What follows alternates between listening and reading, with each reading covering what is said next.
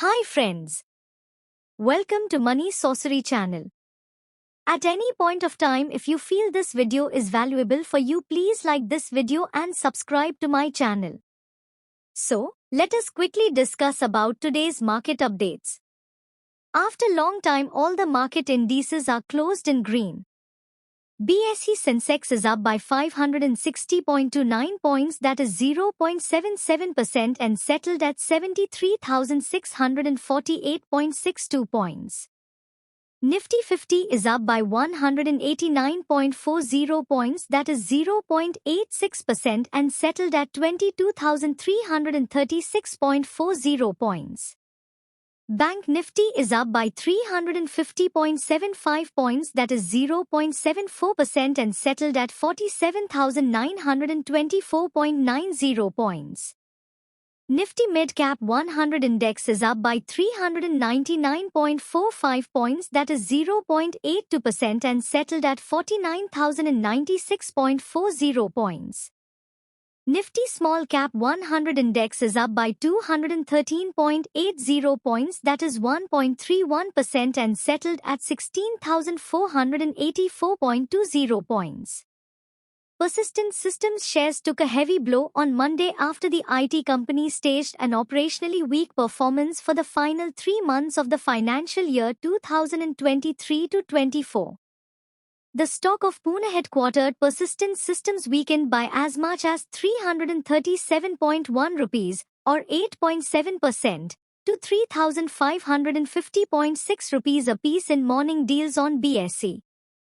On Sunday, Persistent Systems reported a consolidated net profit of 315.3 crore rupees for the quarter ended 31st March, an increase of 10.2% on a quarter-on-quarter basis.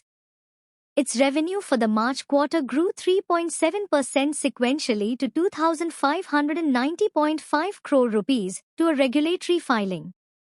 Its dollar revenue expanded 3.4% to $310.8 million in the quarter under review from $300.5 million 3 months ago.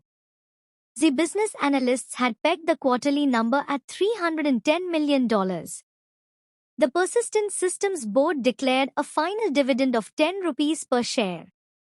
Tejas has zoomed up to 19% in today's session. The company is scheduled to come up with its fourth quarter, Q4 FY24, results later in the day today. Technical analysts largely remained positive on the counter. Oshu Krishan, Senior Research Analyst, Technical and Derivatives at Angel One, said the stock is in a stellar uptrend on a broader time frame. However, it has undergone some correction recently from 940 rupees to 650 rupees. Rupees 880 to 870 levels should now be seen as immediate support zone, followed by 840 rupees. On the higher end, the stock seems poised to reclaim its 52-week high, and sustainability would soar it into uncharted terrain in the comparable period. Jigar S. Patel, Senior Manager, Technical Research Analyst at Anand Rathi Shares and Stock Brokers, said support will be at 890 rupees and resistance at 940 rupees. A decisive close above 940 rupees level may trigger a further upside till 1000 rupees. The expected trading range will be between 860 rupees and 1000 rupees for a month. Zomato has increased its platform fee by 25% to 5 rupees per order. This is the fourth fee increase since the company introduced it in August 2023. Analysts believe the hike will help offset the impact of GST on delivery charges.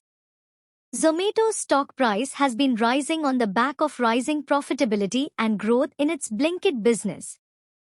UBS, a investment banking firm from Switzerland, has upgraded the Voltas to buy and targeted price 1,800 rupee per share. With this positive news, stock has reacted positively today. The reasons behind the upgrade is: believe company will surprise on market share in room air conditioner segment. Believe company will surprise on market share, reaching 23% in financial year 26 versus 19.5% for consensus. Voltbek JV also continue to gain market share. Voltbek JV should boost profitability by breaking even in financial year 26. Expects incremental in revenue by 10,000 crore, 60% of revenue in consumer electronic by financial year 27. Sterling and Wilson is locked in 10% upper circuit after strong commentary on orders and realization to start from Reliance and Nigeria orders. In its March quarter earnings announcement, the management said that the unexecuted order book for the company has now crossed 8,000 crore rupees. However, that figure does not include the order book from Reliance Industries and Nigeria. Sterling and Wilson's March quarter revenue doubled compared to last year to 1,178 crore rupees, while the company reported a positive EBITDA of 29.4 crore rupees compared to an EBITDA loss of 16.1 crore rupees in the year-ago quarter. Another highlight for the quarter was the reduction in net debt, with the total figure now reduced to 116 crore rupees compared to 1,966 crore rupees at the end of financial year 2023. Thanks for watching. Please subscribe to my channel for more updates.